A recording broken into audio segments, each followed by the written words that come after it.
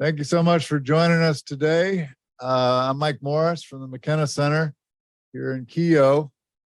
And we have I think, exciting and intriguing 2 hours for you.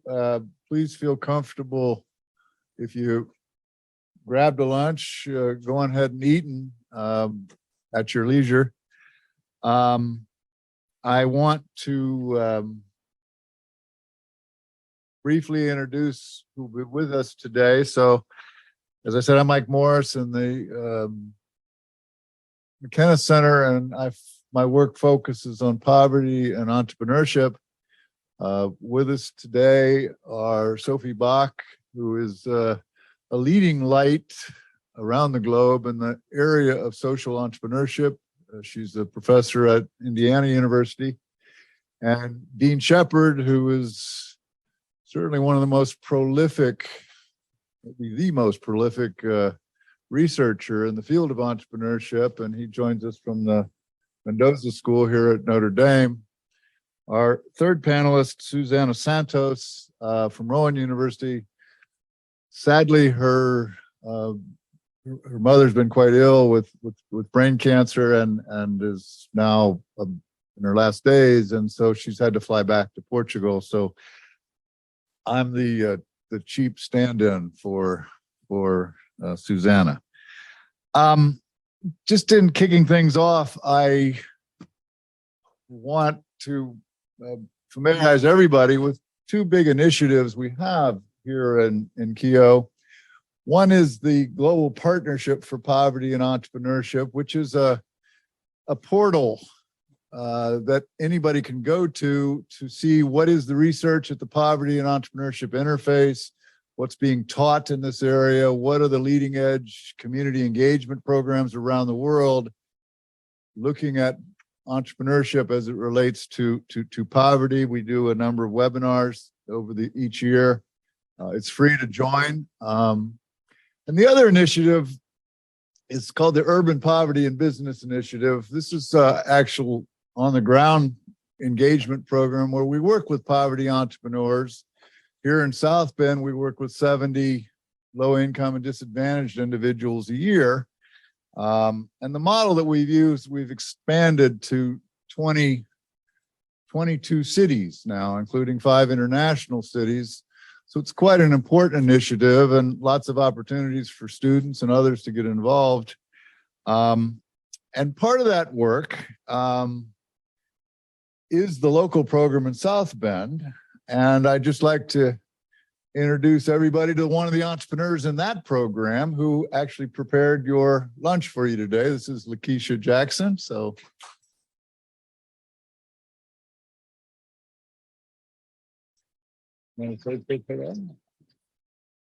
Hello, everyone. Hello. I'm Lakeisha Jackson. I'm the owner of Soulful Kitchen. I'm also the founder of Hope for the Hungry. And yes, I did prepare that lunch today, and it was just 2 of us. So talk about persevering and getting it done. Shout out to all the small businesses that are out there doing what they have to do by any means necessary. So I hope you enjoy it. And I appreciate Mike over here. He's amazing. His class is amazing. He's so supportive. Thank you, Mike and Sue. So there you go.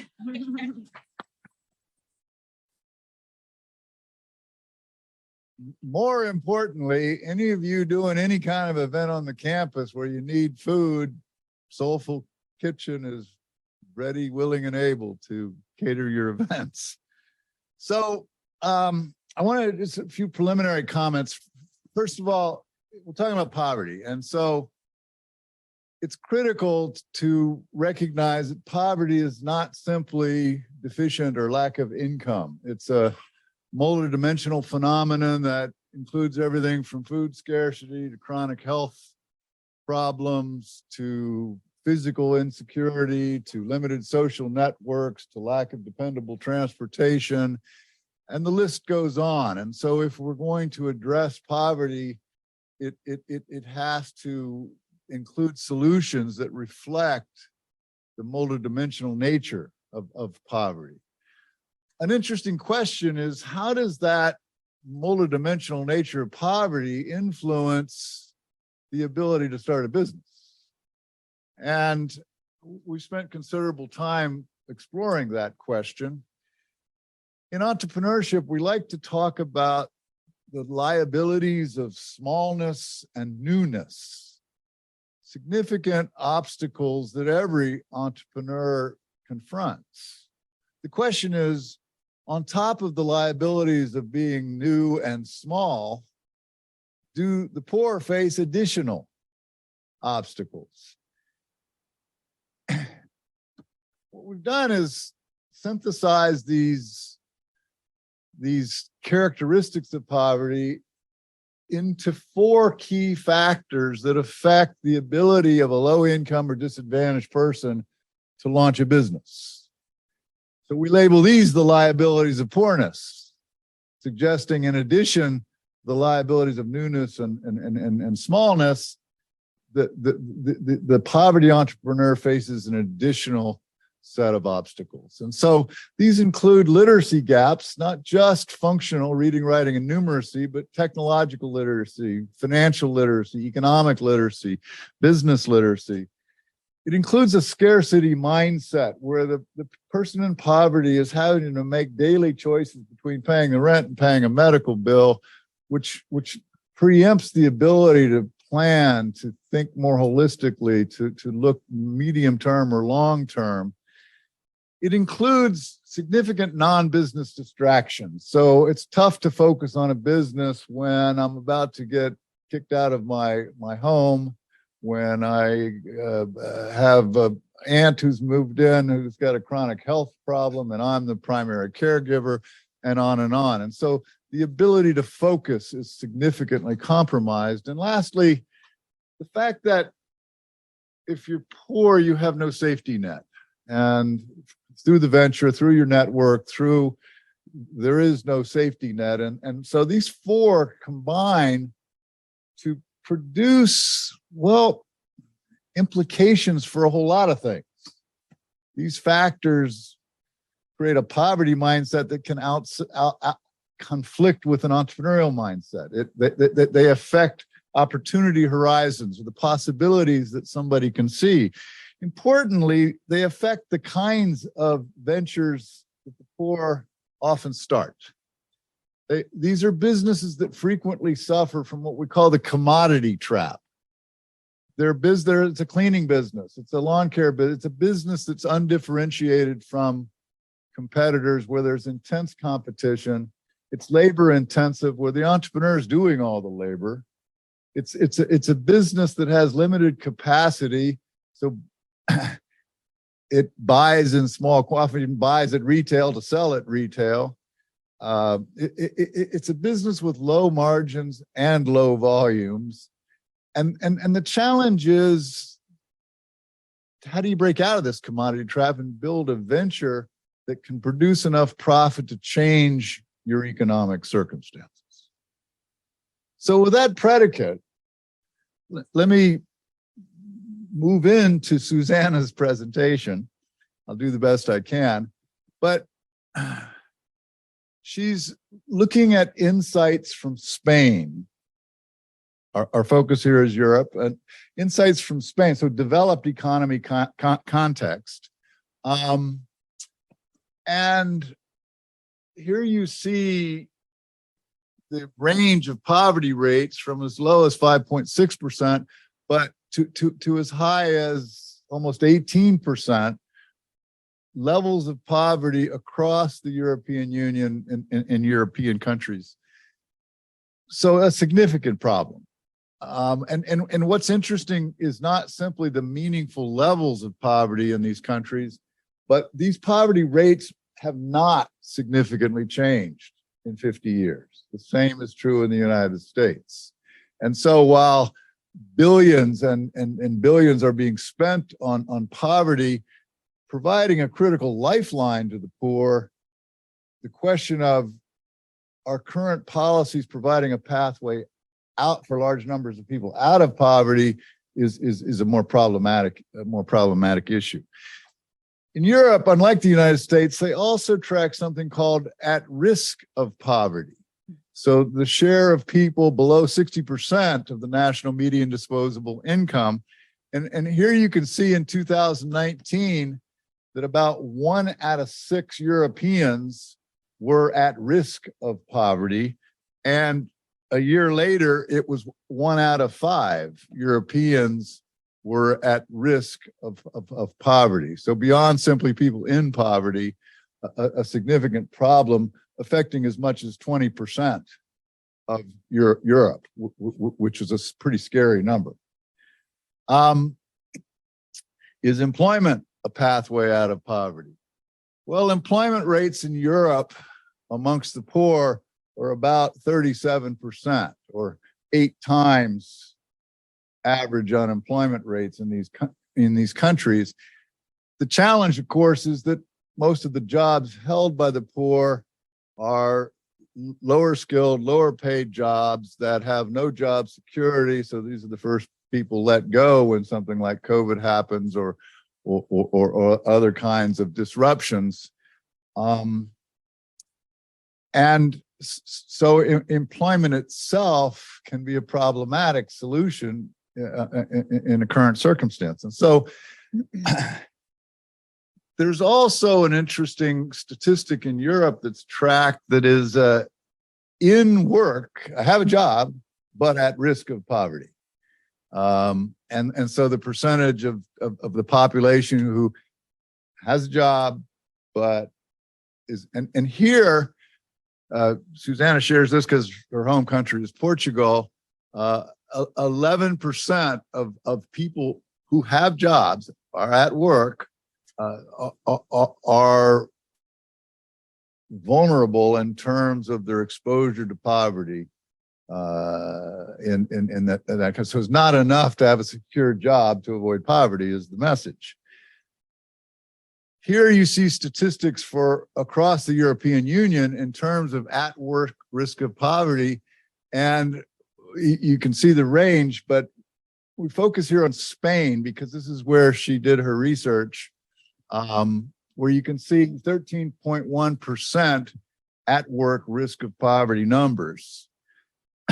Poverty in general in Spain is one of the highest rates of poverty countries in the European Union, both in terms of poverty, but also income inequality, and as you've seen, high rates of in-work rates of exposure to poverty. So that brings her to the study that she did, and the work that she did was interesting. It was part of a larger data collection effort that involved 2 time periods, 2010 and 2019.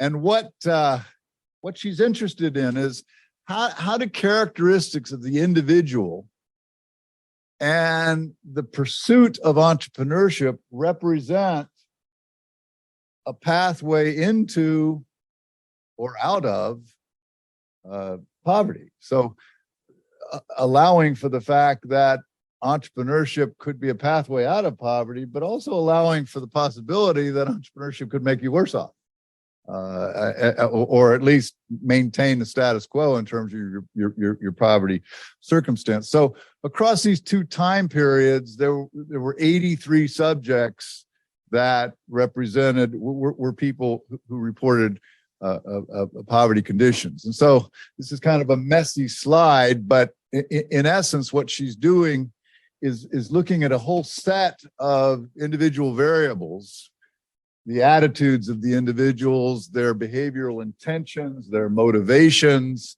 their values, looking at a range of different values, and then changes in economic status and changes in professional status. So in effect, she's looking at between these 2 time periods, if you engaged in entrepreneurship, how, if in any way, did that change your economic status? And so again, looking at changes so changes in economic status could be involve being unemployed, having a job, being self-employed, having a business. And in terms of economic status, it could go up 1 or 2 levels, it could go down 1 or 2 levels, or it could stay the same across these 2 time periods. What she discovers is three clusters of individuals which represent different pathways in terms of poverty. And so the first group she labels traditionalists. These are people that between those two time periods did improve their economic status, but they did so through work, through traditional employment. So here's a pathway that did improve people's circumstances. And when we looked at these folks, and what she's doing here is looking not at individual variables like intention, but at configurations of variables. So how combinations of variables help explain what's going on in terms of changes in economic status. And so what she finds with these traditionalists that find a way out of poverty, or at least to improve their circumstance through employment, that they have less positive attitudes towards entrepreneurship. The subjective norms that surround them tend to not reinforce entrepreneurship as much.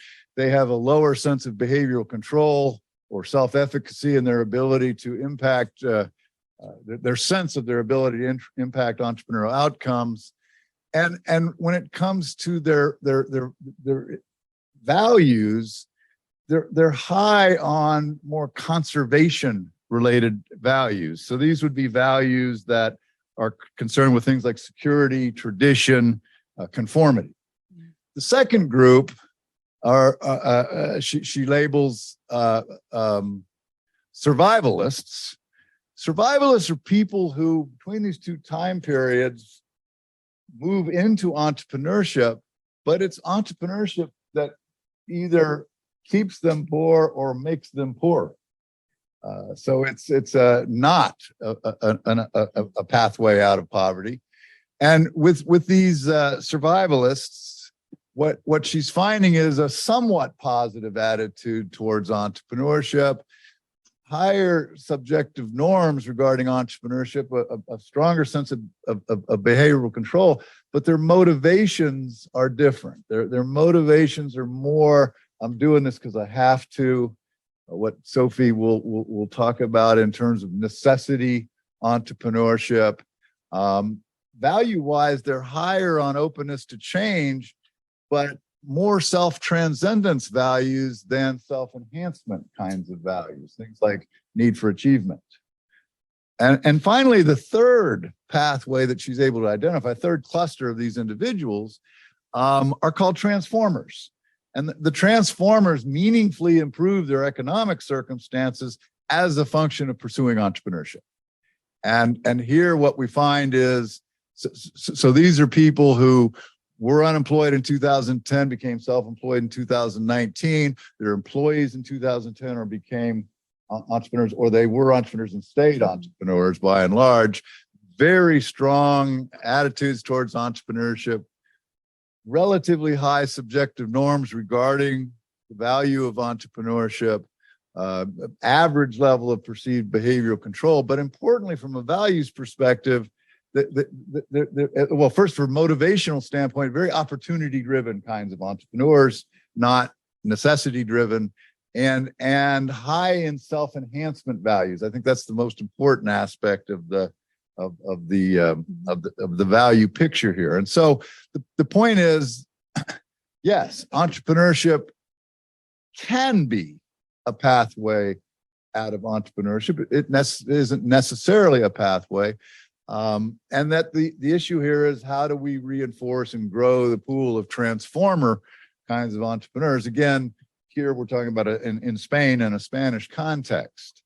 And so when we start talking about trying to multiply the transformers, we're talking about public policies that, well, first of all, most public policy related to entrepreneurship ignores poverty entrepreneurs entirely. So the economic status of the entrepreneur, their background is not a factor. But further, most public policy is preoccupied with high growth, often technology-centric, scalable kinds of ventures, which are not the ventures being created by and large, or almost at all, by low-income and disadvantaged entrepreneurs. And so we need to rethink policies that are For instance, income subsidies that are tied to meeting certain benchmarks as you start and grow a venture.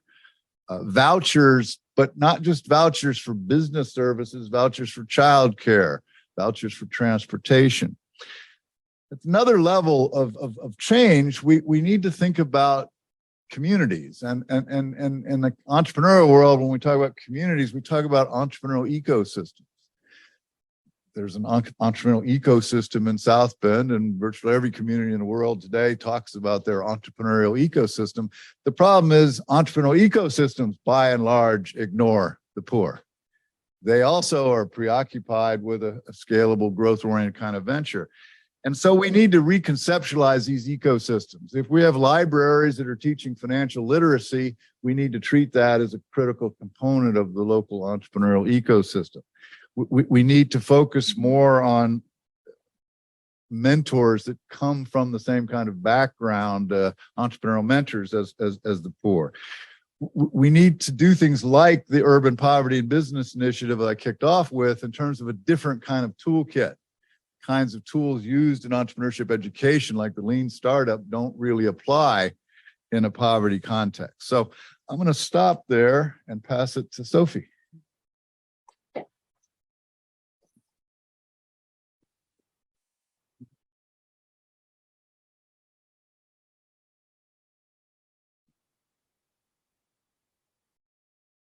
Great. Good morning, everyone. I'm delighted to be here. My name is Sophie Back. I'm an associate professor of entrepreneurship at IU Kelley School of Business. And today I'm really excited to share with you some insights into what is called in the literature necessity entrepreneurship. As Mike kindly said in my introduction, most of my work is centered on social entrepreneurship. You can understand the word social in terms of pro-social entrepreneurship for others, trying to help others by leveraging the entrepreneurial processes. But here, what I looked at with two colleagues who are John Denker from Northeastern University, which was my prior institution, and Mark Gruber from the Swiss Federal Institute of Technology, we looked at the entrepreneurial processes, the journey through which individuals who had no other choices became entrepreneurs, what kind of opportunities they identified, what kind of businesses they would set up. So hopefully there's going to be some echo and complementarity with the work that Mike just presented. And the way we define it is entrepreneurial processes under the condition of basic needs. So providing food, water, warmth, rest, safety for oneself and one's family. This is mostly theoretical work I'm presenting, but I'm excited to reflect on what's behind it and why we think this is important to think of necessity entrepreneurship in a broader term. So necessity entrepreneurship is a widespread phenomenon in developing countries. And you may, if you were to picture a necessity entrepreneur at work, images like these ones may come to mind, right? So local farmers, business owners selling either their fruits or their rice at various markets in their home countries. So picture here taken from a country in Africa and one coming from Bangladesh. And we know that this phenomenon is very well documented in the work of Banerjee and Duflo in their Poor Economics. If you've read that work that was recognized with the Nobel Prize of Economics a few years ago. And so this is what they say. If you have few skills and little capital, being an entrepreneur is often easier than finding an employer with a job to offer. You buy some fruits and vegetables or some plastic toys at the wholesalers, what Mike was saying earlier, and start selling them on the street. You make some extra dosa mix and sell the dosas in front of your house. You collect cow dung and dry it to sell it as a fuel. You attend to one cow and collect the milk. These are the types of activities that are exactly those in which the poor are involved. And so our question is, tying to the theme of Europe as well here, is that it? You know, are these pictures that I show you like cliche? Are we talking about that kind of entrepreneurs, or is there actually more to explore? And we think, me and my co-authors, that there is more to explore, and we wanted to unpack this notion of necessity entrepreneurship, starting with a lot of phenomena happening across countries in Europe. So what you can see here on the slide is very long lines of unemployed individuals who are queuing in front of the Oficina de Empleo. This is a picture taken in Madrid. Bottom right is one taken in the United Kingdom. Unemployed individuals who are getting some kinds of vouchers, but also likely or pushed to entrepreneurship to get out of poverty, which is our theme. This idea of necessity entrepreneurship, to put some numbers on it, is also a widespread phenomenon in developed countries. So thanks to the Global Entrepreneurship Monitor, we have some rates, some percentages of the total entrepreneur activity that is actually constituted of necessity entrepreneurship. And so you can see the rates here from 30% in Belgium, this is where I'm from, to 23% in Germany, 29% in Spain, and 34, almost 35% in Greece. So out of the 100% of the entrepreneurial activity in a country, up to 30% is out of necessity, right? And these are not the market sellers that we saw at the beginning of the presentation.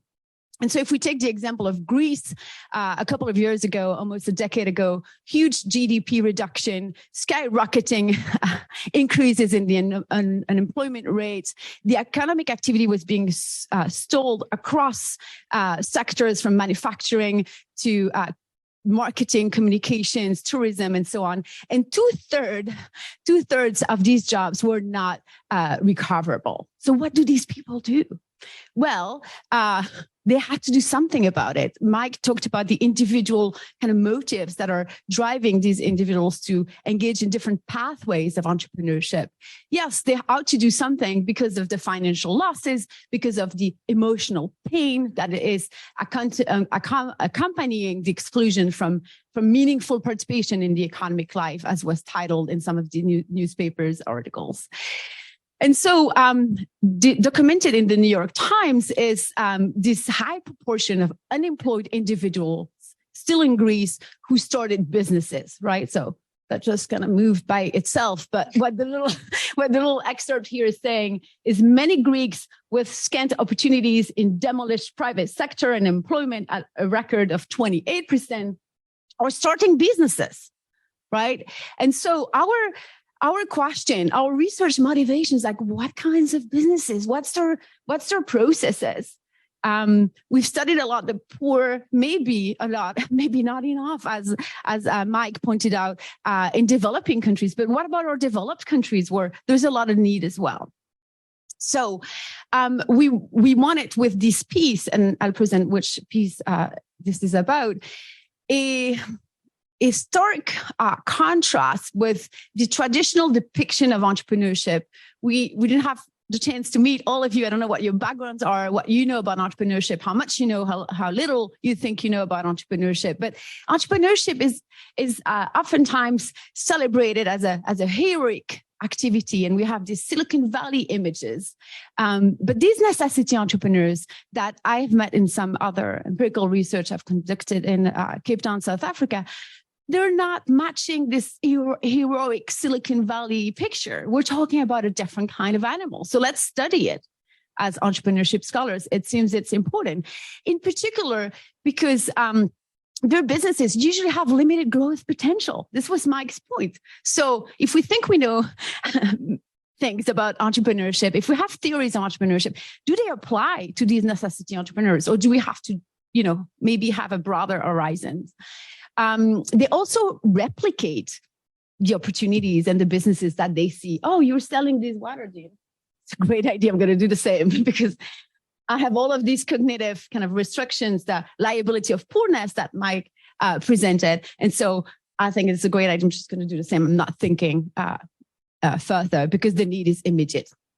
So our problem with the current literature is usually a starting point for scholars. Like, there's an issue, we want to solve it. We think we have something to say about it. Well, our theoretical understanding was very limited. as we started the work in the years 2018, let's say. So usually entrepreneurship was seen as one of two kinds, right? So either you're an opportunity entrepreneur and you're like following this pathway of creativity, identifying an opportunity, having maybe a long-term plan, or you're a necessity entrepreneur, right? You're pushed to entrepreneurship because you have no other solution, versus you're pulled to entrepreneurship by its attractiveness. And so that created a very dichotomous view. And, dichotomies they're simplifying, and they may not be an accurate representation of the reality. And so with what we argued and found in this paper, we hopefully have some interesting nuggets of new information for policymakers as well, which is part of why we do the work. So necessity entrepreneurs were oftentimes depicted as these low-skilled individuals who create small businesses with very little variation with what we thought of as necessity entrepreneurs, right? And so you can imagine people lining in these offices of unemployment in Europe. Some of them might be more skilled than others, right? Depending on the on their journeys and where they're coming from. So it's important to recognize the variety, the variance, such that we can have maybe policies that are fit to what kind of entrepreneurs we're talking about. And so key distinctions among necessity entrepreneurs, the environments in which they operate and the processes by which they engage in entrepreneurship were kind of relegated to the background. And so we wanted to bring that to the foreground of the conversation of how entrepreneurship can actually benefit society. So that's the piece I'm going to unpack, and I'm going to highlight a few aspects published in the Academy of Management Review, which is our top journal for theory pieces in management, and including entrepreneurship, title Reconceptualizing Necessity Entrepreneurship, a contextualized framework of entrepreneurial processes under the condition of basic needs. I guess we can break the rule of a two-line title here, but I'm going to explain why we had to put so much details in that title. So our research question, so to speak, was about who are necessity entrepreneurs, right? So people setting rights, but also in developing country settings, but also these unemployed individuals in Spain. And how do they engage in the entrepreneurial process? Our driving question, since we wanted to reconceptualize, was like, what does necessity mean, right? If we just, and Mike did a wonderful presentation about, the multi-dimensionality of poverty, right? And so what is it about necessity? Is it just that you have no other choice and you're a product of your circumstances, or is there another way to think about necessity?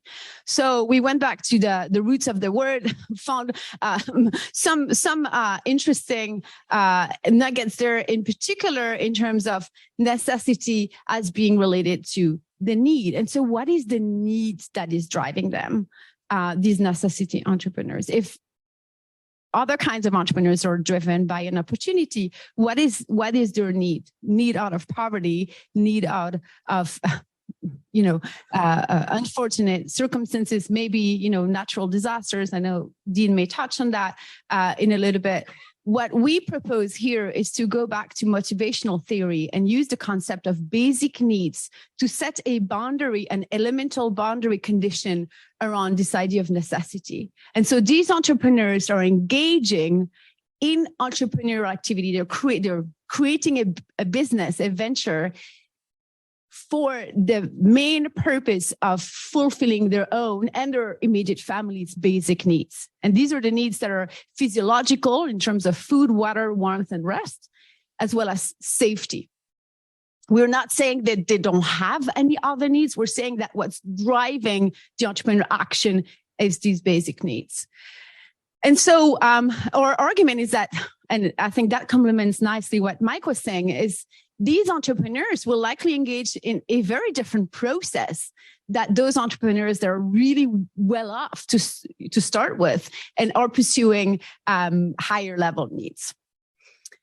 So the implications of proposing that is that we frame necessity entrepreneurs as more than the product of their circumstances, which to me is elemental in the sense that it gives the agency, I'll say it like that, back to the necessity entrepreneurs, right? They're not just a product of their circumstances. Too bad, no other choice, you do that. And then we don't know anything. We're not asking questions about, well, what is it that they do? What are their choices? They're still, making choices, even if I elect to just copy, Dean's always has the best idea. So I want to do this, water business. Well, they made that decision. And I think recognizing that is empowering, to use a word that Mike used earlier. It's giving the agency back to this necessity entrepreneurs. And this idea of fulfilling basic needs actually does apply across contexts, from developing to developed, which is really critical for us as we think as necessity entrepreneurship as one and the same phenomenon that can have different flavors, different processes across contexts. And so here, the poverty probability index, maybe you know it from the Grameen Foundation, but enables one to actually calculate individuals or segment of the society that get out of poverty across contexts, across countries. So we brought to the fore the importance of heterogeneity, right? So necessity entrepreneurs, they don't all look the same and act the same. And so we argued that there are two fundamental differences that will affect the entrepreneurial process of these individuals. One is an individual level difference, which is one of human capital, right? So can we assume that all these necessity entrepreneurs, they didn't finish high school? This is a strong assumption. With migration and a lot of the global movements, there's a lot of, former, medical specialists who have to start a venture because in the new country to which they migrated, they don't have the opportunity to be a doctor. That would be a high-skilled necessity entrepreneur. The second difference that we looked at is one of the environment, is the presence or absence of what we call supportive institutional levers. So either something in place that is helping these necessity entrepreneurs, whereas it's a voucher for food, a voucher for daycare, or whether it is some kind of training to know how to start a venture, what are the first few steps. So I'm going to show you the model, and we have 8 boxes. The good news, I'm going to unpack only 2 boxes to give you a flavor of what we're after. And then I know we have plenty of time for discussion. So an assumption we made, and we feel is reasonable in the paper, I'll tell you, is that individuals who are in developing environments, developing countries, they tend to fulfill their basic physiological needs. Right. So it's really about putting food on the table at the end of the day for themselves and their family. Whereas for developed environments in Europe that we're talking about today, it's more about safety needs. It's likely that if you're unemployed with the welfare state regime that's happening in across different countries of Europe, the safety need, which is the second level of needs, is likely the one that they're trying to fulfill. And so I'll provide some rationale here, but also some examples, right? And so here we're talking about the developed environments, this fulfillment of safety needs. And we propose that contingent upon both, whether an individual has low level or high level of skills and educations and past professional experience, and whether or not there are some institutional support that will change, that will affect the entrepreneurial process in which the individuals engage, the types of opportunities they identify, the kind of ambitions that they have for their businesses. And so here, looking at the upper left, which is low human capital, absent institutional support, we are proposing an imitation entrepreneur process, which is one that may look at a range of opportunities that is more expensive compared to developing countries. So in developing countries, there's just less goods and services are traded because the markets in developed countries in Europe tend to be more munificent. And you can think here of a small cleaning service company, modest, handy person, sole proprietor, entrepreneurship, a small eatery. I don't know if, we have this wonderful lunch that I cannot wait to taste later on. Well, that could be one such example.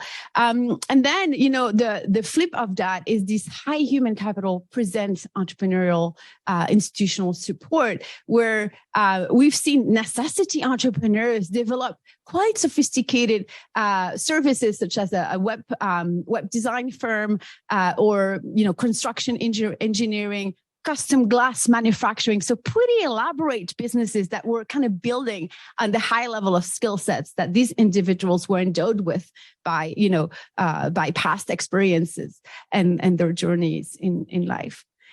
So implications, I have 3 slides. There is richness in the phenomenon, right? I think it's really important as scholars to talk about the nuances, not just for the sake of it, but to say, if we all treat everybody the same, are we really helping these aspiring entrepreneurs, or should we actually look at what makes them special to have policies that match their specialness? So necessity entrepreneurs do take advantage of business opportunities. They're just not doing nothing out of necessity, and it's just a black box. We're just assuming they copycat each other, and that's it. We show there is heterogeneity. We move beyond the dichotomous approach, and I think that's one implication that's dear to me, because I think these dichotomies tend to oversimplify reasoning, and we shall think of necessity entrepreneurs as going from fulfilling the basic physiological needs to fulfilling safety, and there may be more granularity in these bubbles here that have no text in there, but they might be a continuum of needs. It enables to research these entrepreneurs and compare them maybe to those who are fulfilling higher level needs, right? So those are like doing their business for self-fulfillment. Maybe it's not their first business, right? They're serial entrepreneurs, but how do we compare both if we're not studying opportunities and entrepreneur processes? We bring to the fore the joint consideration of individual and context. And I think that's critical, right? Just not to look only at the individual level, but bringing in some contextual variable that may affect their processes. And so in terms of policy implications, a more customized policy approach may be better than a one-size-fits-all, because the decision-making of these long-term unemployed in the case of Europe differs significantly from the choices that entrepreneurs are experiencing at lower levels of necessity. So that's why we need to look at them in a holistic, more heterogeneous approach. So that's it. Thank you.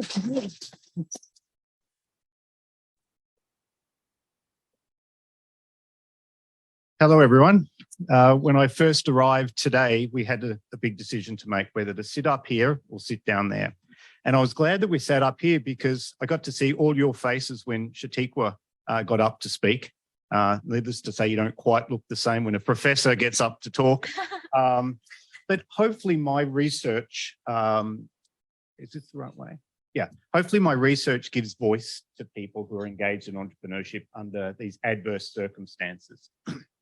As Mike was talking about poverty, and he talked about the multidimensional elements of poverty, it kind of relates a lot to what I study as adversity. And now I know why he invited me to speak today. The first off, I'm going to talk a little bit about these adverse events, and they don't have anything to do with poverty at all. But what I'd like to do is tell you my research journey, and then hopefully that will kind of lead us into an interesting discussion.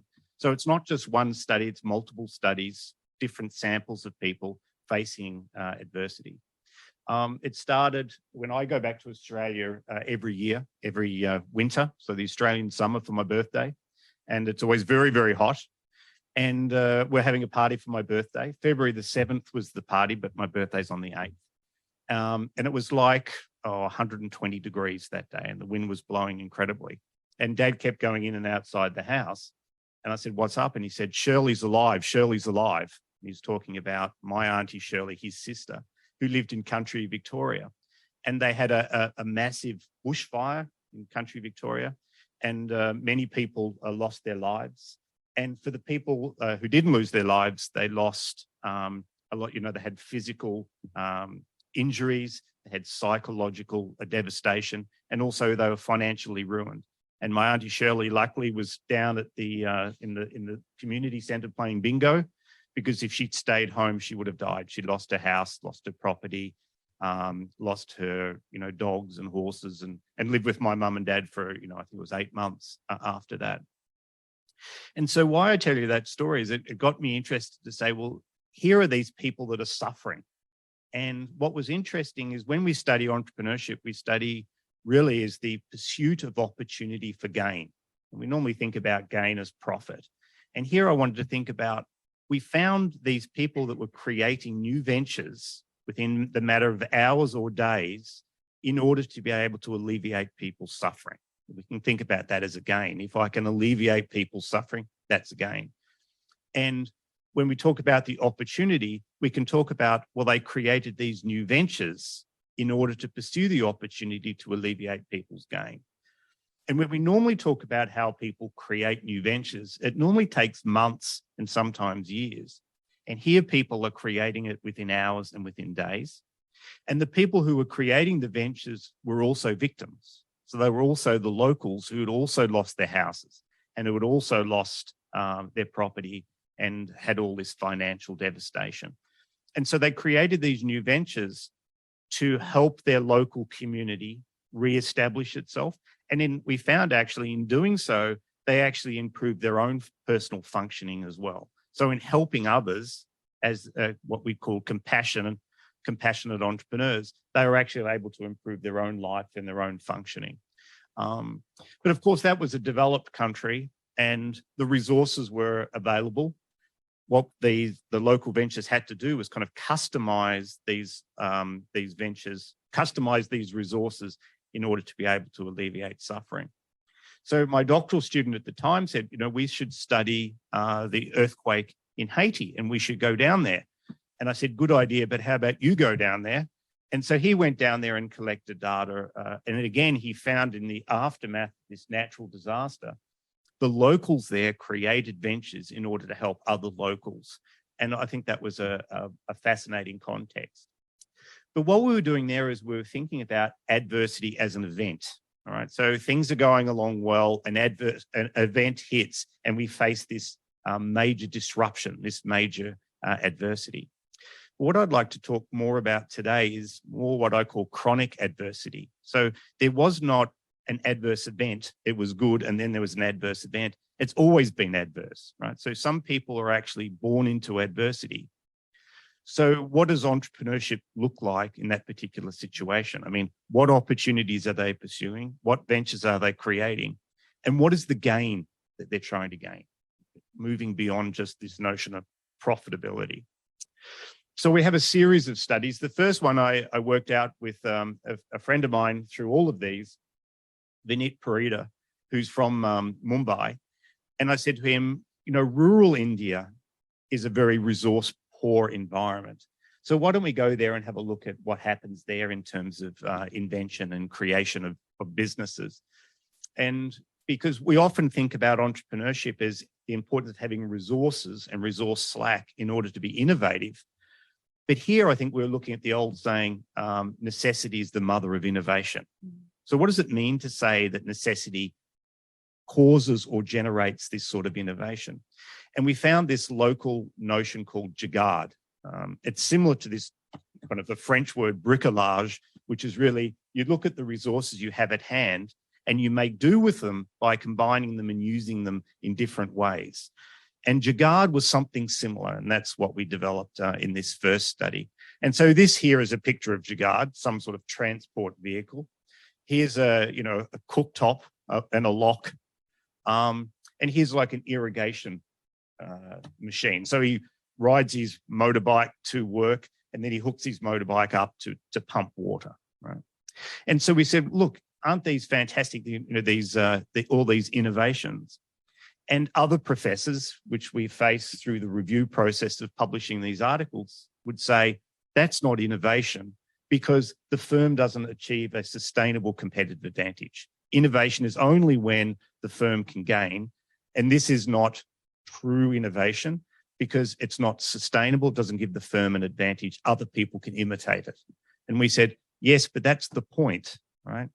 And so as I present these figures, I'm going to circle or highlight with purple the areas that I'd like to talk about. So we took their comments and we made it a forefront of this paper to say, look, not everything that we engage in entrepreneurship is for a firm advantage. In fact, the people who engaged in this form of innovation benefit in terms of reputation and status within their community. They felt good about themselves, but also they helped other businesses who could imitate them. They encouraged other people to engage in jugaad, right? This kind of creative problem solving. And it really kind of created a community spirit. So we said, let's not focus just on firm growth. Let's talk about this inclusive growth or inclusive innovation. And then we said, well, obviously, poverty or adversity doesn't exist just in rural India. It also exists in the slums of India. So we ended up going into the slums. We got research from the areas of the slums of India to find out how they engaged in what would normally be necessity entrepreneurship, as Sophie talked about. And the first thing that we found that they nearly all spoke about their children. And so the second arrow talks about this is they say, what do you want to achieve with this business? Why did you create this business? And they all said, to have my children get a good education. And the belief was, if my children get a good education, they will marry well, they'll get a good job, and then they'll be able to move out of the slum. So in some ways, they were encouraging their children to become everything that they're not. I mean, they're living in a slum. They don't want their kids to live in a slum. They're engaged in entrepreneurship. They don't want their kids to engage in entrepreneurship. They want them to be employed, and they want them to marry well and have a good life. In fact, one of them said it takes multiple generations to overcome poverty. So they kind of had this very long-term perspective, even though their work is almost like food to mouth, getting enough food to eat for the next day. They had their long-term vision wasn't for themselves. Their gain wasn't for themselves. Their gain was for their future generations of their family. And I thought that was fascinating. Also, the slum, there's a lot of research on how poor socioeconomic neighborhoods are bad places to do business. We found in the slums to be quite the opposite, actually, that we found that it was, obviously cheaper to engage in your business in the slums, that there was the rapid word of mouth, got around very quickly, the marketing aspect. And we actually found a very caring community within the slums. And in some ways, because you're almost living in the other person's back pocket, you can hear through paper walls. You have to line up together to go to the toilet. That they had this incredibly strong community spirit, and that actually helped the businesses. And while their parents wanted their children to leave the slum, even if the parents had the opportunity to do so, they would choose not to. They actually kind of really felt part of that community. So there was kind of some interesting things that we found there that we didn't expect.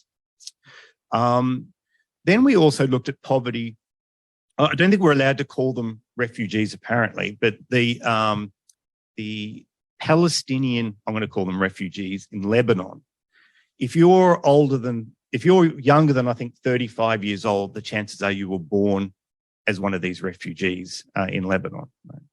And so we studied them to say they faced all these sorts of laws that said you can do these businesses, but you can't do all these other businesses. But of course, they engaged in entrepreneurship. They engaged in beyond, under the radar of the legal system. So these people were very resilient. They used entrepreneurship, the creation of their own ventures, as a vehicle, not only to help themselves, but quite often they had a very pro-social motivation as well. Really, they wanted to kind of keep up the tradition of being Palestinian.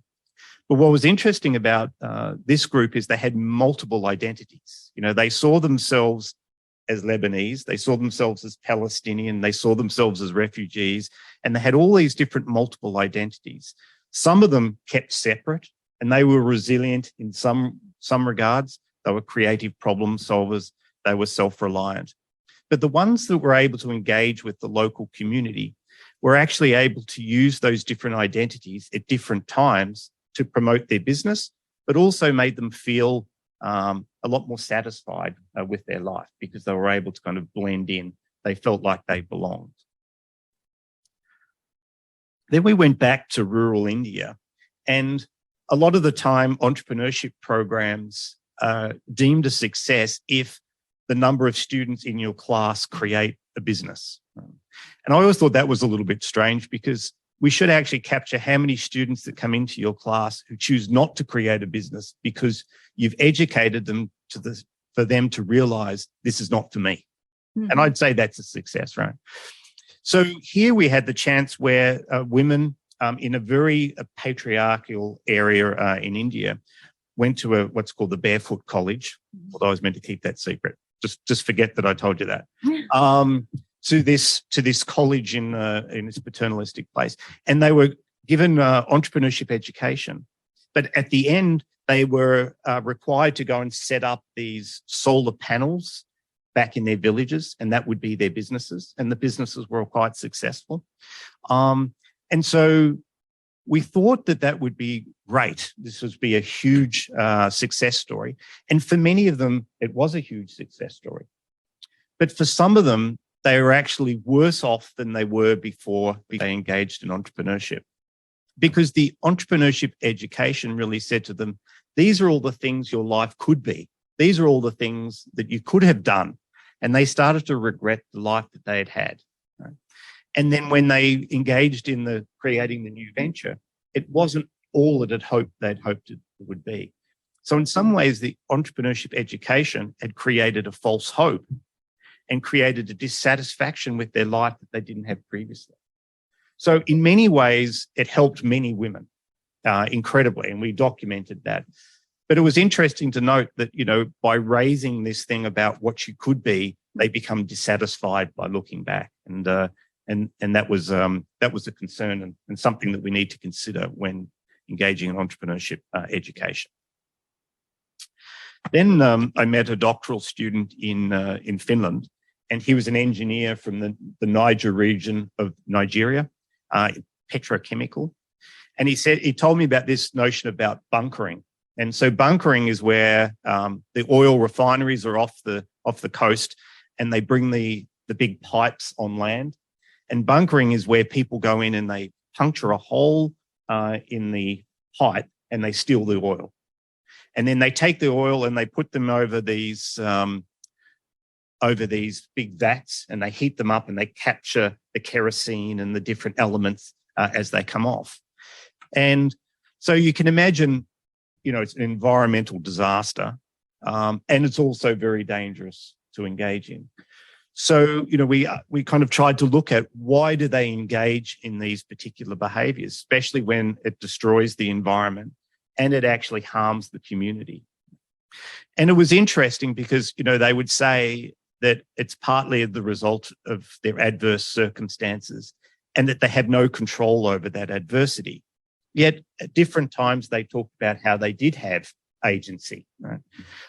They also talked about how the costs for them, but they talked about the benefits they were generating from others. So in many ways, a lot like illegal operations, especially those that harm other people, they engage in this moral disengagement. They were able to say, because of these things, I had no choice but to engage in this behavior. Even though it has negative outcomes, I'm still a good person. And so we're able to kind of understand the stories that they told themselves and others in order to enable themselves to engage in this kind of illegal behavior. So if we're going to talk about illegal behavior, we thought, well, we might look at prostitution and see how these women, do they see themselves as entrepreneurs, all right? It wasn't into many interviews that we found that it wasn't a choice at all, that most of them had been either kidnapped or traded or tricked into the industry, and that they were pretty much owned by other people. And so we looked at the entrepreneurship of human exploitation. So we looked at not the women as the entrepreneurs, but the people who engaged in the tricks and the trades and took away their agency. They were the entrepreneurs. And so I just want to say here that we often talk about entrepreneurship as a good thing. Entrepreneurship is a tool. I see it as a tool. It can be used for good and it can be used for evil. Right? And in this case, it's being used for evil. These, when you read the stories, they really start to bring a tear to your eye. So we talked about what the tactics are for taking away people's agency and breaking them down and then reconstructing the people, the women and girls mainly, into the trade. But what was particularly disturbing is where I have the arrows, is that it was the adversity that got them into the whole process in the first place, that their adversity made them vulnerable to these people who would go after them. But in the end, after they'd spent years and years in the industry, they actually became recruiters to recruit other girls and women to come into the industry. And so it's this very vicious cycle about they get tricked into it, they lose their agency, they're imprisoned, they have a reformed identity, and then they start engaging in the same acts that got them involved. And there were reasons for that. I mean, they had no other choices. This is the only life they'd known, and those types of things. So it's really the kind of this entrepreneurship here as a vicious cycle, creating even more adversity. And adversity was the cause of it in the first place. So I think I'll leave it there, Mike. Okay, thanks.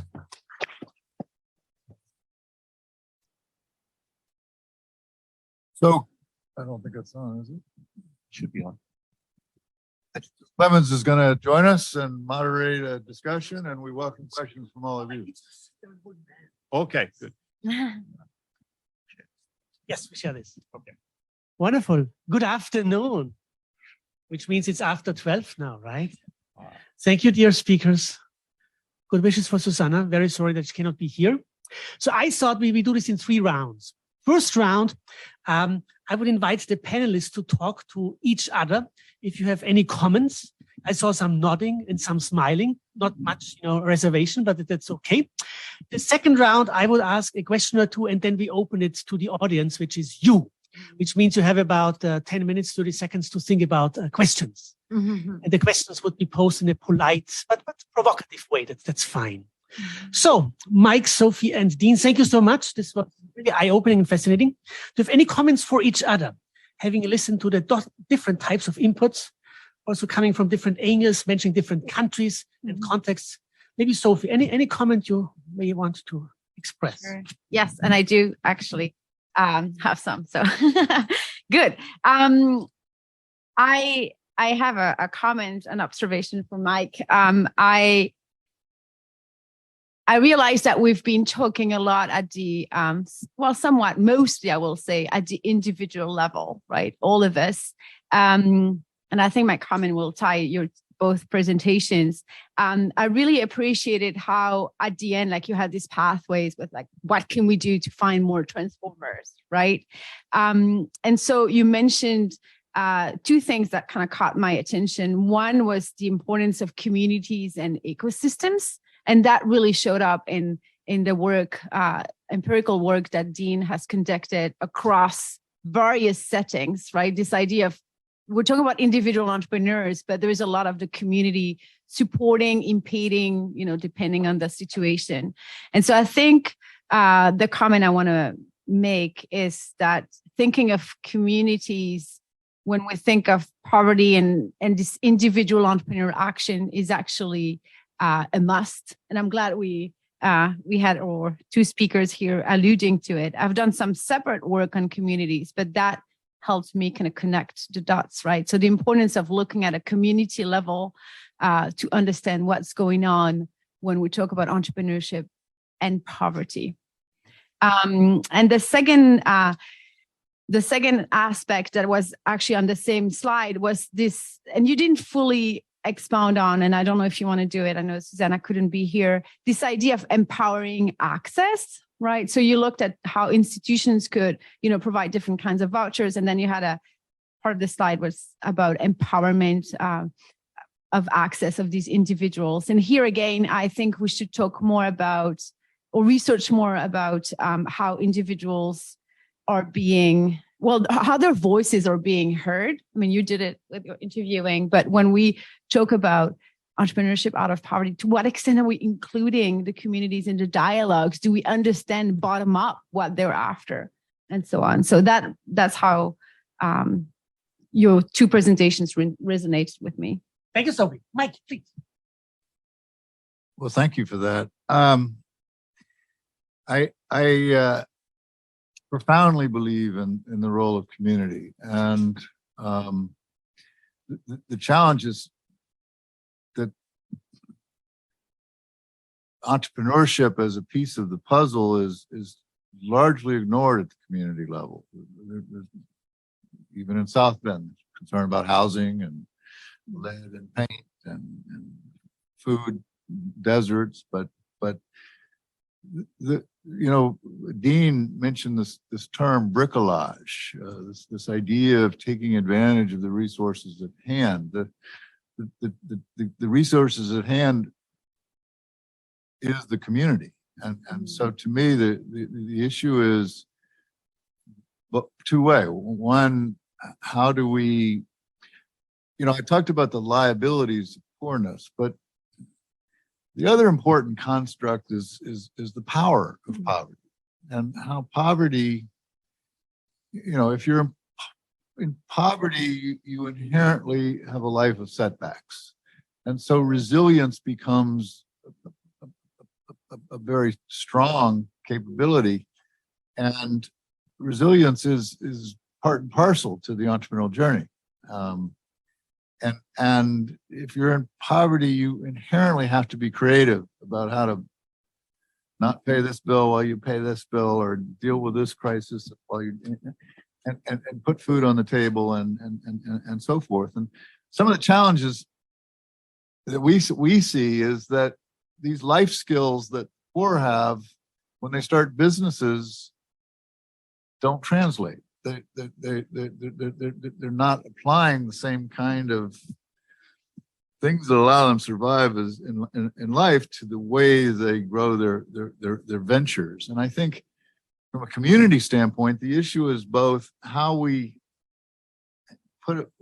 help disadvantaged individuals wear a different pair of glasses in terms of seeing resources that are there that they can access, because they do not have any access to conventional sources of debt or equity finance, and money is not the be all end all solution. But we work with a caterer who got shut down by the city because he's catering from his house, and in St. Joseph County you can't do that.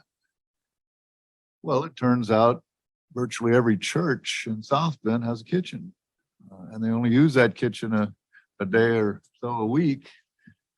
How do you start to look at resources differently in terms of how to empower? The other side of the coin is, so that's the agency side, but is the community itself, and the incredible pool of resources in a community like South Bend that are not being tapped. The business community is as a case in point, in the creative ways, apart from giving money, that they can provide the kinds of resources that would allow for a venture to become more sustainable. Thank you, Mike. Any comments? Yeah, I think might be a bit of a controversial comment. I like it. Yeah, okay. Bring it on. It's about it's not so controversial, but it's about the mission of vouchers and the role of government and these larger groups. And I remember once I was talking about my individual level, and they'd say, why aren't you focused on how to change the system? And I go, well, that's a pretty big thing to do, right? So, I mean, governments and police and the people are corrupt. It's a very harsh system to try and change. At my level of analysis, I'm really trying to say, within this rules of the game, how do I find a way to make my life a good life? How do I try to improve my family? Maybe how do I improve my community? But I'm not so interested in, because I think it's very difficult to do, change the whole system. But perhaps every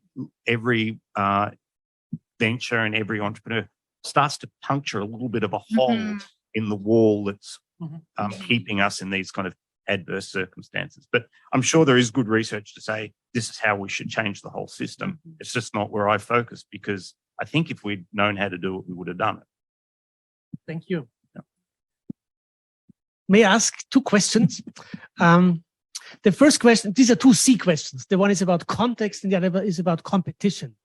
So when we think about entrepreneurship, also the way you have presented it, it can be a pathway out of poverty. It can be also a pathway into poverty or consolidating the situation of a person. So it seems to depend on different factors, and contextual factors come into play. And all of you mentioned context in one way or another. And if I were to ask you, what would be the most important contextual factor that enhances entrepreneurship in a positive way? What would you say? That's my first question, context. The second question, you're brilliant, you can remember that. The second question is about competition. So a very naive question. So we have this wonderful soulful kitchen caterer today. So they cater and we're all grateful, but it means nobody else caters to this event. And if you encourage them, us, to invite them again and again to cater to events, and have all the intention to do that, I will not invite other caterers to our events at the Nanovic Institute for European Studies. We are co-sponsoring that. I just have to slide this in. And that means that there may be dynamics of conflict arising because of the entrepreneurship that you try to bring into a community. And some people, so there's this one theory, you just keep growing the pie, but we only have a certain finite number of events that we do in Notre Dame, even though it feels, much too many. And so you cannot grow the pie indefinitely. And then there is this competitive edge to that. And so this is my other C question, context and competition. Should we start with Mike? You're about to burst. I'm just exhausted listening to your question. Too simple. Well, the context thing, it's the immediate answer you'll almost always get is it's about finance. So we need to open up microcredit or other forms of finance for the poor. I actually don't think that's the number one contextual factor. And the second thing you'll hear the most common is training and educational kinds of efforts, both of which are important, but our experience and certainly some of the anecdotal evidence that we have is that the biggest contextual factor is the entrepreneur's social network, and that the constraints that you have on that network when you come from disadvantage or low income circumstances. The kind of network that not only can give you things, but can connect you to things, can open doors for you, can get you around this obstacle or this constraint or this regulatory requirement or what have you. So on your first question, context, I think we start thinking about what can we do to change the social networks of these entrepreneurs. I think that's very important. May I just add a footnote here, since this is a European context that we are also exploring. In Europe, since the 1990s, there's this discourse on poverty and social exclusion. Starting in France with those who have not access to the welfare state services, and that there seems to be a recognition of social exclusion is a major problem of those whom we recognize as the poor. Right. Well, which is part of the challenge. And so, what if we look at the African American community in the United States, there's empirical evidence that they are exposed to much less in the way of entrepreneurship as they're growing up in terms of their extended families, but B, there's a dearth of role models. And so I think that's an element of this social network that we're talking about, and the ways in which we try to enhance both the quality and the quantity of these networks. Thank you. Context question, Dean? Yeah, so the major resource I think that they need to have is agency, right? So the belief that your actions can have an impact on your life. And some of the circumstances, we've looked at people and thought, man, I couldn't survive under those circumstances, but they find a way to survive. So one example was the rag pickers in India, the way they're able to survive is to say, well, this is part of my destiny, so I needed to do it as part of my history. But also they still had some sort of hope for the future. And they also kind of congratulated themselves because they were able to allow their family to survive on a daily basis. So I think agency is the most important. I'm grateful for that. That's very helpful. At the same time, it opens this ambivalence with any concept that we explore here, because there is, objectively speaking, vulnerability. There's objectively speaking restrictions to agency. And when you and you touched upon that, when you raise the expectation and you may create a false hopes, I mean, just get yourself together and pull yourself out of this situation. It may aggravate the situation, which is not contradicting you. I mean, I fully agree that agency and getting a sense of self-efficacy and a resilient, strengthening understanding of I can make choices is definitely the key, as in the capabilities approach, expanding freedoms and allowing people to make choices. If I can just give an example of that, Wendy's here, she's set up a school in Uganda, and I'm kind of almost contradicting my own research about the importance of education in that we say, the parents hope that if they get educated, they get a good job. But in some ways, their poor educational performance may already be baked into the cake, in that if you don't have nutrients as a young child and the right sort of thing, you don't have that capacity to be able to learn. So, I mean, we might actually have to start going earlier and earlier and earlier. Yeah. Thank you. So, the context question. Thank you. No, I want to build on what you just said with the agency part and bring it back to the empowerment or empower, access. I do think that one way of looking at how we can help these individuals in poverty, either as entrepreneurs or as so-called beneficiaries, for lack of a better term, perhaps, or key stakeholders, or thinking of entrepreneurship as providing, pro-social, for others, trying to be benevolent. Somebody, I think you said, compassionate. I think that was your term, Dean. So pro-social economic empowerment. I think this is what this is about. Like the economics part is the core of entrepreneurship. It's one of the core traditions. But the empowerment part is the giving agency. If it's not there, when I'm thinking about that, though, economic empowerment, it's not only giving a job. I don't know how well there are two in the kitchens, right? So that's what I mentioned, like the entrepreneurs today. So you could have a growth of the company. We'll get to the competition, a growth of the company where you give more economic empowerment to more than two women.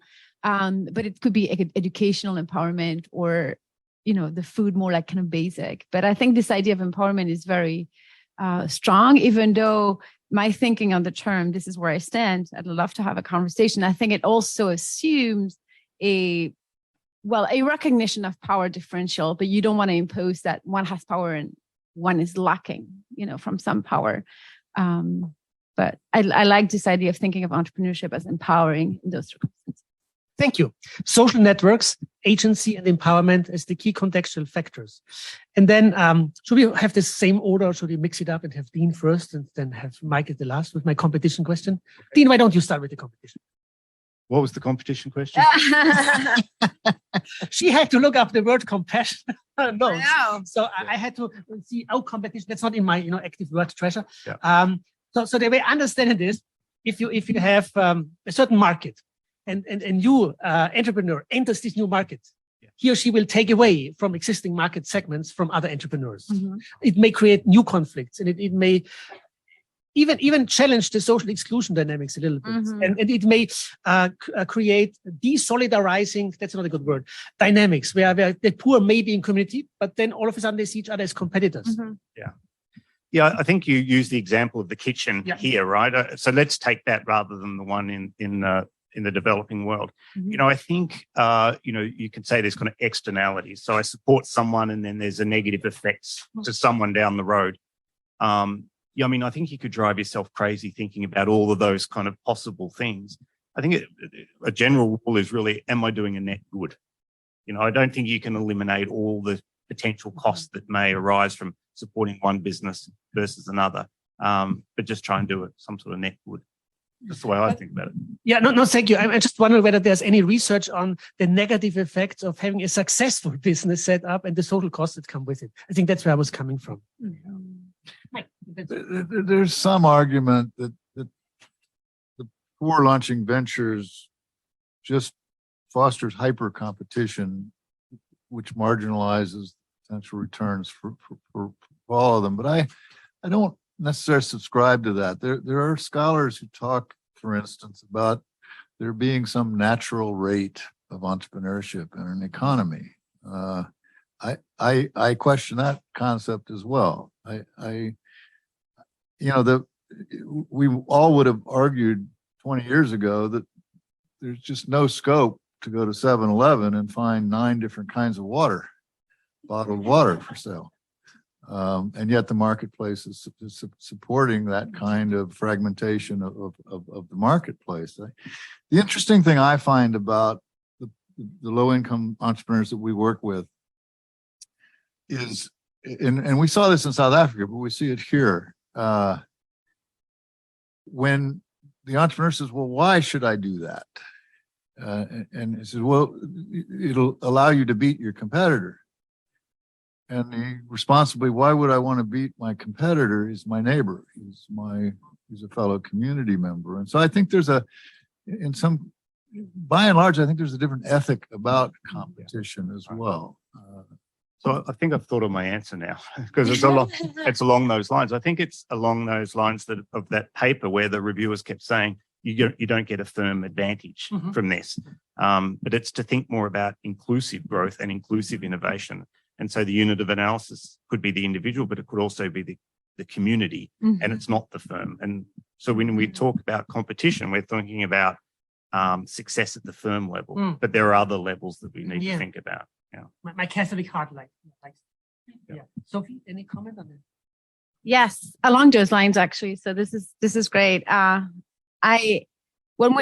think the discussion. Thanks for posing that question first. I think that the discussion of the term competition is very important and under-researched when it comes to merging market-based activities with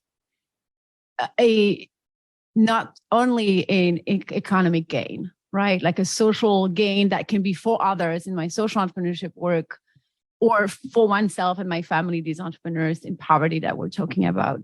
And so the concept of competition comes with, I guess a lot of assumptions made by strategy scholars, right? And so I think one of them is echoing what Dean was saying, competition at the firm level, and it's the firm that matters.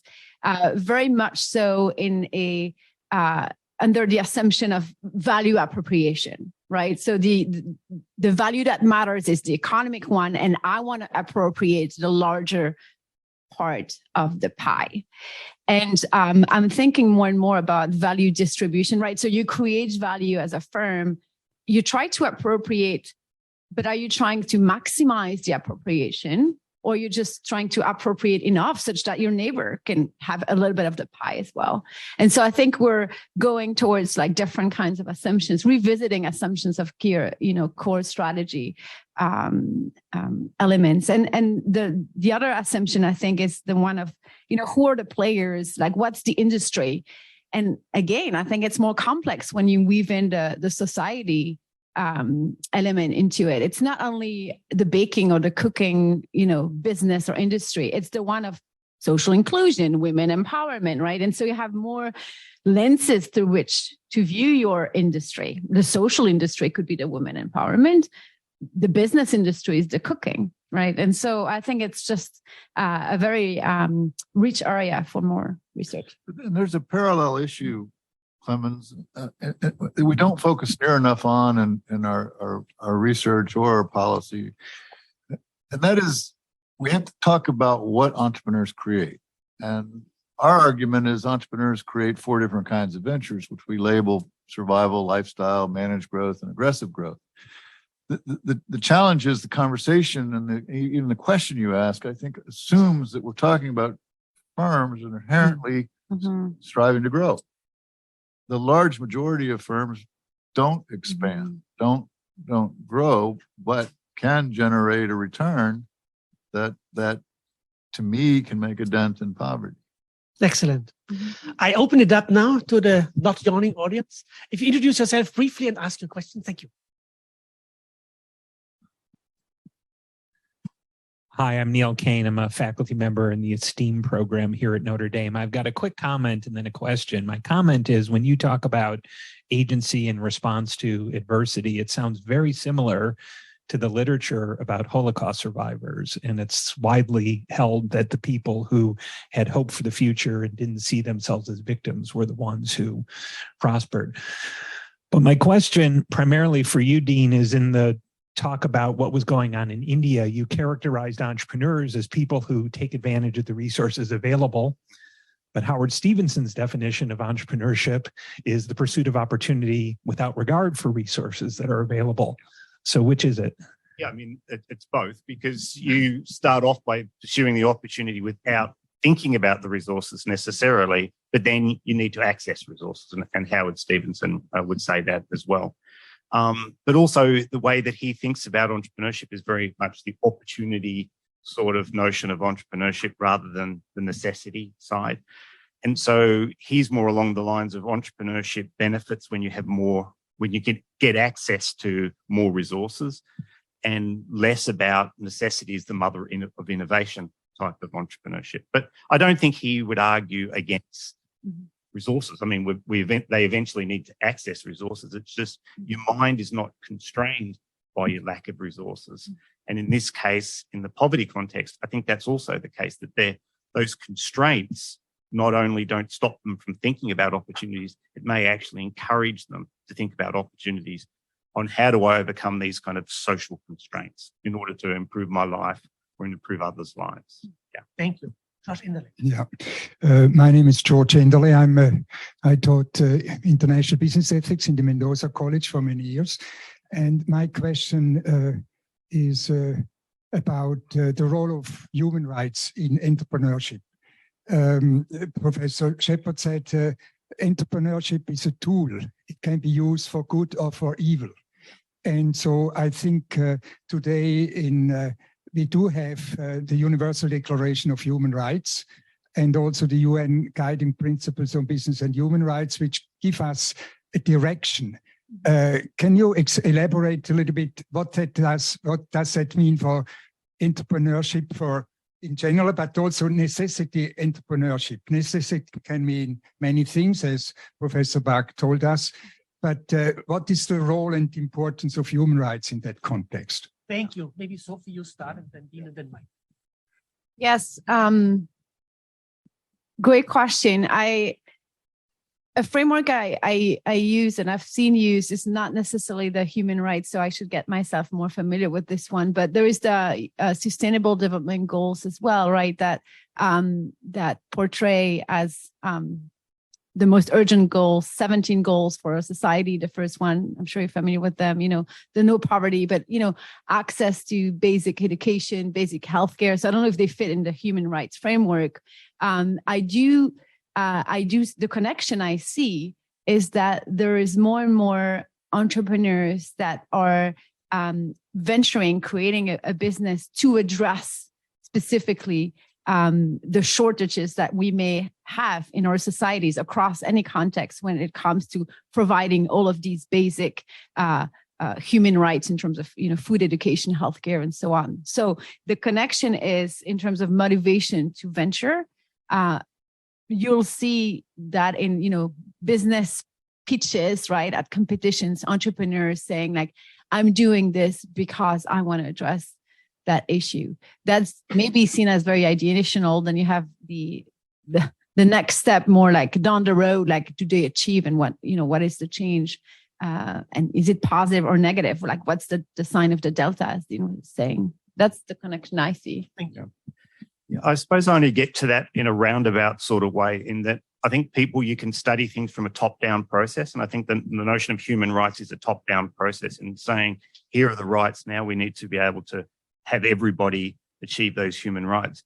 I think I'm more interested in studying, only because it's my interest, not more worthwhile, is studying people who are facing adversity. So maybe having their human rights taken advantage of or harmed. How do people actually cope in those particular situations to try and improve their life and kind of generate those human rights? I would also say this one other thing is, though, when you quoted me about the evil and the good, is that we study a lot the good, and I think we need to study more the evil for the reasons that you suggested. If we can understand more how people exploit the human rights of other people, if we can understand it better, then I think we're going to be in a better position to try and take some form of actions in order to be able to counter them. Yeah. Well, I would, I'm sure, be lambasted by Clemens if I didn't find some way to introduce the concept of integral human development into the conversation. But I profoundly believe that entrepreneurship has the potential, if we look more holistically, to positively impact all of the dimensions that are addressed in an IHD kind of framework, whether it's community participation, whether it's economic development, whether it's human development. The challenge that we face in part is we don't focus on those things. But if you ask a simple question like,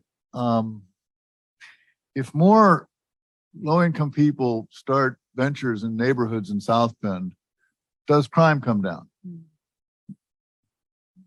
We don't have any data.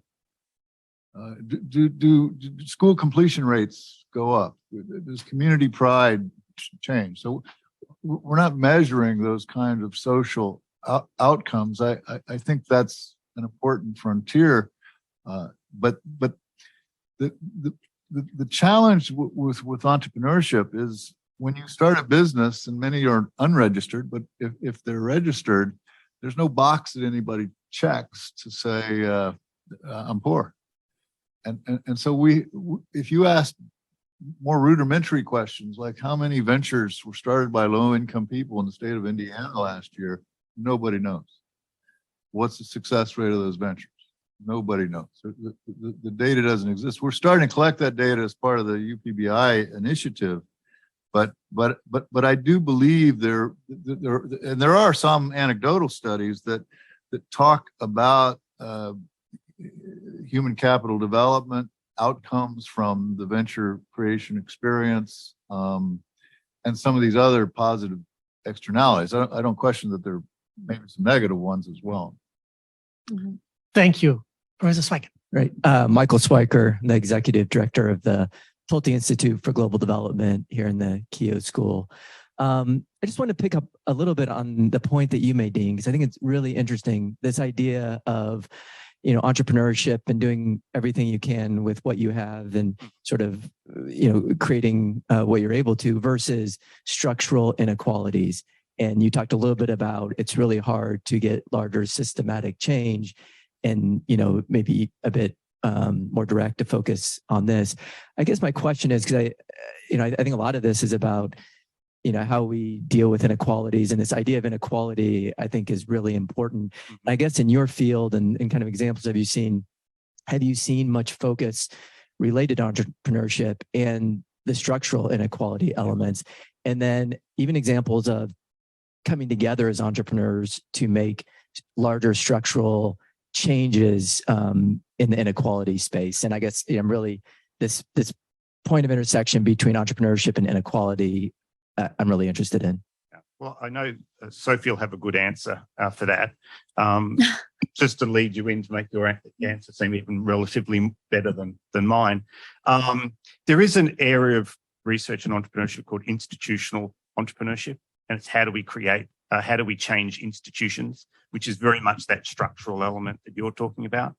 I don't study it because I'm more, my expertise is at the micro level, more the psychology of entrepreneurship than this kind of macro area of entrepreneurship. But there is research based on how do we kind of change these sticky institutions. And so you've done Structural inequality. Yes, right. I'm thinking, well, I lost my thought, but then I'll go with the institutional entrepreneurship. Yes, there is research that looks at one kind of organization. So that would be one, social enterprise called BRAC in the Eastern Asia, if you're familiar with it, and looking at how their work changed not only the economic opportunities, but also the power differentials. So if you count that as inequalities, maybe like huge gender inequality, for instance, in those communities. It kind of changed. Their social change was really much one of institutions in terms of the norms that were shared at the community level. The work is well documented, and I'm happy to send you a paper or two in a couple of different articles published by Joanna Meyer. She's out of the RT School of Governance in Germany, and really documented the fact that it took years, like the complexity of the systems change. It took years for that organization. It was a longitudinal study, but the work was the change work was very much longitudinal. There is a huge appetite for better understanding how entrepreneurship can address, coming from the social entrepreneurship literature, we realized, I'm going to step back for a second, we realized as researchers are also practitioners that most of these social ventures initiatives were not addressing anything structural, basically, right? So providing a meal, providing a sleeping bag to the homeless population that would turn to a code, like amazing innovations of products and business models, but not addressing like the structural elements of the issue. And so it's just the beginning of the research in the entrepreneurship area, I would say, when it comes to how do social entrepreneurs think systems change. There is a lot of cross-sector partnership flavor to the research I'm seeing these days in terms of how do social entrepreneurs collaborate with the local church or the local government. So much more community level, actually, of analysis. The one other thing I would say is, in some areas that I have actually done some research, is that some of those kind of structural inequalities apply to organizations and employment, and they don't necessarily apply to entrepreneurship. And so that those people that are that face discrimination in the workplace actually disproportionately engage in entrepreneurship. So people with disabilities, women, ethnic groups, veterans. So many people who kind of face the sort of discrimination head into entrepreneurship as a way to. So we're not breaking down the inequalities, but we're offering a different path to those people who face those inequalities. What? No comment from Mike. Yes, please. Hi, my name is Rain Adams, and I own Live Beyond Inspired, and I am one of Dr. Morris's students and adversity business owners.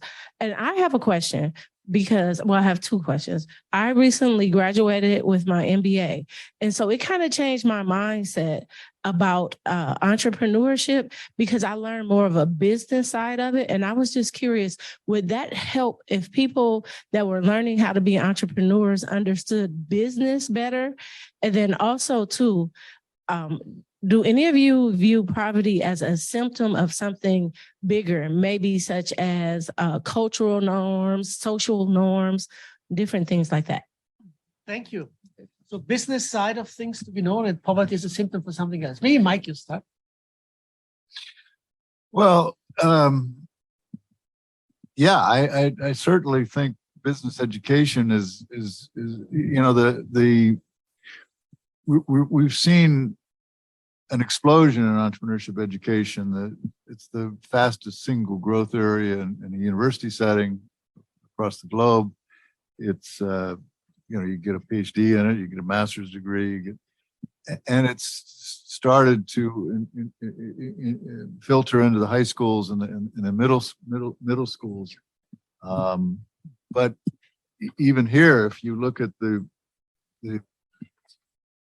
middle schools and the high schools that are more populated by disadvantaged population, you'll find the nature of that education is much weaker, much more limited. The challenge that we face is twofold. One is business literacy, business education. But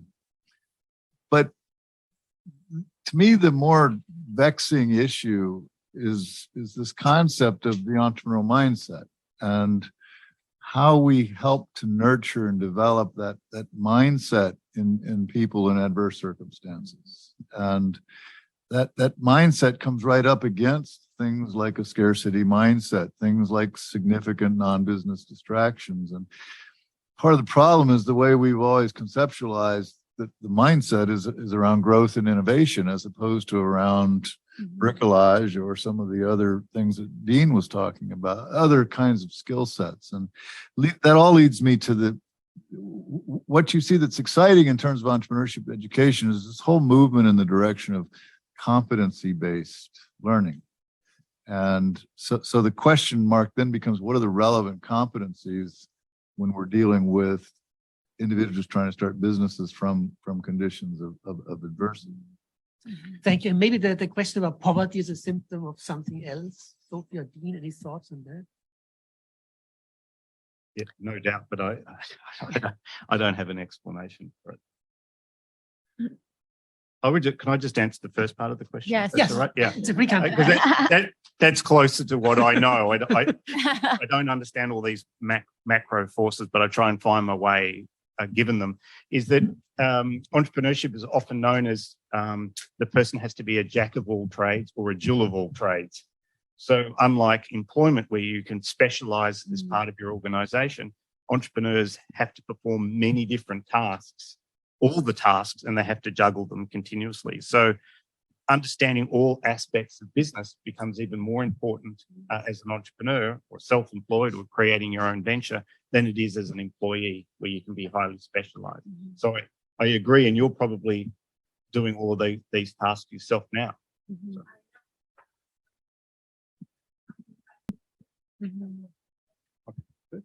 Congratulations and thank you. And about poverty as a symptom of something big, I think we all agree that there's this famous article from 1971, Herbert Gunn's Functions of the Poor. We asked the question, why is poverty so persistent? Somebody must benefit from the persistence of poverty. And he talks about functions of the poor. They live when nobody else wants to live. They buy the kinds of goods nobody else wants to buy. They do the kinds of job nobody else wants to do. They give a raison d'etre for the charity organizations. They help the middle class people to feel better, whatever it may be. But this is a start of a conversation that I think we can all agree. It's not just that it so happens by the birth lottery that some people end up here and some people end up there. That's why we have a discourse in the Keough School, and Michael pointed to that. Inequality is also part of the discourse of poverty. Professor Lee. Yes, thank you very much. I'm Yang Lee at the Keough School. Thank you all for the discussion. So my question is, if you think about entrepreneurship as a pathway out of poverty, I always conflict in terms of thinking about, is it through entrepreneurship that creates economic growth or actually growth in companies that ultimately results in employment of the disadvantaged and thereby there's a pathway out of poverty? Or should we think of it more as it's an opportunity because this population actually do not have good employment opportunities? It's the next best option in terms of, okay, actually becoming an entrepreneur and living a different lifestyle. So which of those two would you think is more relevant as entrepreneurship out of poverty for the population you are considering? That's one thing. And the other question would be, if you do believe that, okay, people selecting into entrepreneurship is an important aspect in the current situation, the context you're examining, do you think there's, say, social safety net issues or other social circumstances that inhibit the right population, people, to become entrepreneurs in the community that you are examining? Thank you. Okay. Go ahead if you want. Yes. That's up your alley, isn't Yeah, it? This yeah, necessity. Yeah. Well, thanks for a great question. So I think it's more the way I'm understanding what we're aiming to achieve and discussing today is more providing a pathway to individuals to get out of poverty as they contemplate opportunities and then start businesses, right? So the necessity entrepreneurship I was talking about. I like your idea. Like the flip side of it was like, well, we're about to create, one founder creates a venture that then grows, and then that provides employment, right? So to the argument has been made that entrepreneurship is inherently social, right? Because a firm grows and then you can provide livelihoods for other employees. the thing with that approach, I think we recognize that, well, we have a lot of big firms, there's still poverty. There is like the working poor, as we call them, right? So they're employed, but actually their poverty level is still, dramatic and very concerning. And there are market failures as well, right? So all of these firms operate under assumptions of, economic growth, profit maximization, capitalistic economics. So I don't think it works to only have that as a pathway. I think what we're talking about here is more like individuals engaging in entrepreneurship to lift themselves out of poverty. That's the aspirational. Thank you. And this is a safety question. We don't want to forget that. Yeah, it's a fascinating question, Young. To me, it's bidirectional. So I think economic growth creates entrepreneurship. I think entrepreneurship creates growth. The statistics tell us that on a global scale, since 1990 up until COVID, we'd seen the most meaningful decline in global poverty in history. When you start to parse that, it's overwhelmingly reductions in poverty in two countries, China and India. Many other countries see no decline or even increases.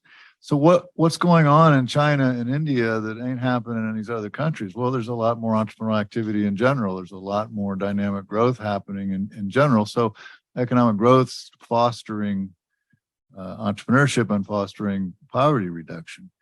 But I think the other side of the question is more complicated. And that is because it comes back to me, this question of what do entrepreneurs create? And less than 1% of startups are the Ubers and SpaceX's and Teslas of the world, the high growth. But that 1% creates a disproportionate amount of not just intellectual capital, but jobs. Whereas the person starting a hair salon or a cleaning company is employing fewer than 5 people. And in fact, over 85% of all business employs less than 10 people. So the challenge to me is to break down ventures into these types, to think of survival, lifestyle, managed growth, and aggressive growth as a portfolio. And if it's a portfolio of ventures that we're looking at when we start talking about economic development, each of those 4 types plays a different role in the dynamics of the economy. Where the survivalist ventures and the lifestyle ventures are not creating the dynamic growth, but they are providing the stability. They are much more connected, for instance, at a community level. I think that is how I would approach it. And that takes care of the social safety aspect. Any comment? Yeah, I think Sophie's work on necessity entrepreneurship kind of says that they use entrepreneurship either to develop skills to eventually become employed. That's one way to do it. Or from necessity entrepreneurship, they could become opportunity entrepreneurship. So that proceeds. And also the whole research on Prahalad and the base of the pyramid is about multinational corporations going into these countries for their own profitability. But in doing so, they create many opportunities for entrepreneurs. Thank you. We have 10 minutes left, just that you know, and a question from Grant Osborne. Thank you, Clemens, and thank you to all of our panelists for the wonderful presentations today. In the presentations, there were some discussions about migration, about refugee status. Certainly, individuals perhaps who are asylum seekers might be falling outside the typical traditional systems and might not qualify for work visas. So I'm interested, what research exists about the role citizenship plays as a possible motivation for entrepreneurial pursuits? And then to Sophie's point, particularly those with respect to necessity entrepreneurship. Not much research, but one of the most striking things for me with the poverty work we do in South Africa, in Haiti, but importantly, this network of 22 cities that we're working in now through the Urban Poverty and Business Initiative. When I interact with these entrepreneurs, and this is not once or twice, this is just a consistent phenomenon. And I try to explore underlying motivation for starting a business. It's one of the challenges I have. Sophie's work is fantastic because she's starting to try to delve deeper. I find the dichotomy between necessity and opportunity-driven entrepreneurship to be way too simplified, and the measures that they're using aren't the sophisticated measures that Sophie's talking about in terms of levels of needs and that kind of thing.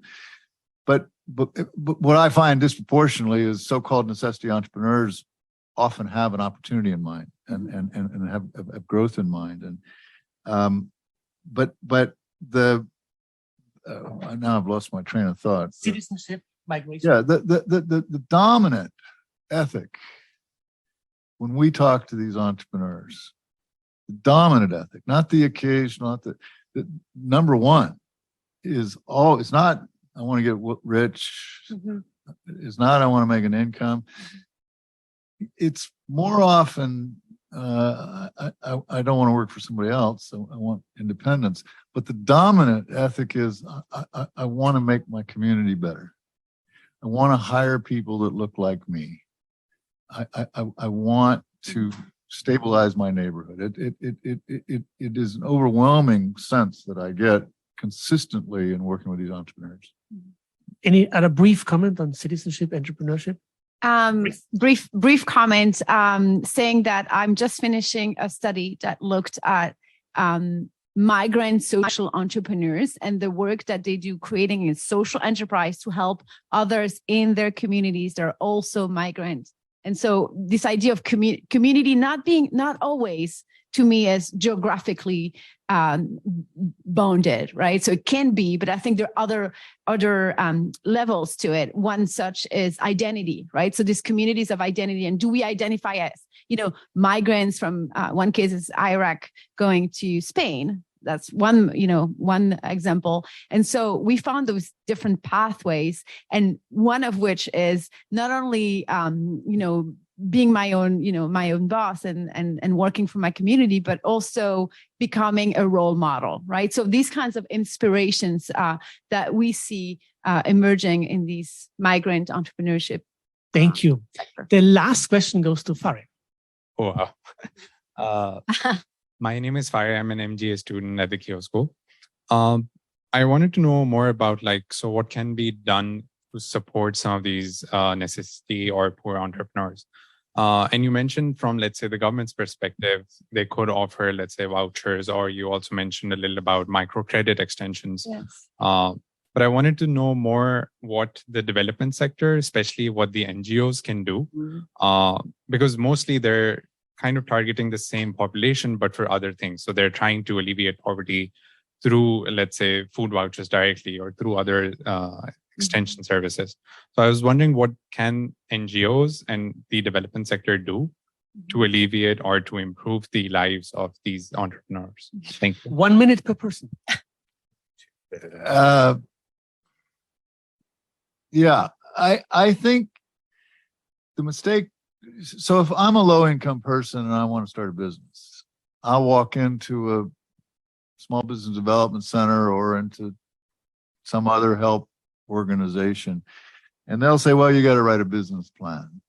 And they'll give me a template to write a business plan. And that's an insurmountable mountain for many low income and disadvantaged people to climb. I think the beginning point, what we've done with the Urban Poverty and Business Initiative is we've broken the entrepreneurial journey down into 80 steps. 80 steps from an idea to a sustainable enterprise, broken into some stages. And I think you have to set up training and support and mentoring and funding in a manner that reflects progress begetting progress. So if we can walk that journey for 20 steps with the entrepreneur will take 20 steps on his own. And so I think we have to redesign intervention approaches, not to be one-off, here's a voucher program or here's a training program, but a more integrated kind of approach that unfolds over a longer period of time, but B, one that is tied to progress on what we call activity steps. The world of entrepreneurship focuses entirely on outcome metrics. So how many ventures got started, how many jobs got created, how many patents got applied for, how many dollars of investment was attracted. We have to focus a lot more on input metrics or activity metrics. Thank you, Michael. Yeah, sorry. Thank you. Sophie, your minute. Okay. No, okay, I'll be brief. So I think, well, skill sets and mindsets, back to, what do we teach in the MBA classroom? I think it's almost the same in terms of what it takes to be an entrepreneur in those settings. So maybe using the 80 steps that Mike was talking about. In the research we did on assessing entrepreneurship in the developing country, like the upper left quadrant was like low human capital, so really unskilled individuals in the absence of any levers. They were all doing replication entrepreneurship, right? So mimicking whatsoever. And so the fact of introducing an institutional lever that would just provide access to what is the entrepreneur mindset, but also what are the skills? What does it take? Have you thought of an opportunity? What's an opportunity? Recognizing that if everybody sells the same, pen, back to the competition, that's going to be problematic for everybody. So I think this idea of education and skill set, mindset is key. Thank you. Dean, a last sentence. You don't have to respond to the question. I mean, Okay. You get like a general comment. Bring us home. Well, I will respond to the question then. I ask a slightly different question about the NGOs and social entrepreneurship, social ventures is when do they do more harm than good? Mm-hmm. And so, because we always just assume that they do good, but sometimes they do harm. Mm-hmm. Thank you. We are at time. So we want to thank our wonderful panelists.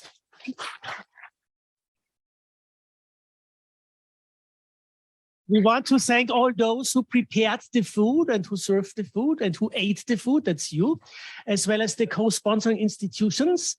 And thank you so much for your work. All the best for Susanna if you get in touch with her. We missed her today, but we were glad that you represented her so well. Mm-hmm. And otherwise, enjoy the rest of the day and the rest of your lives. Thank you.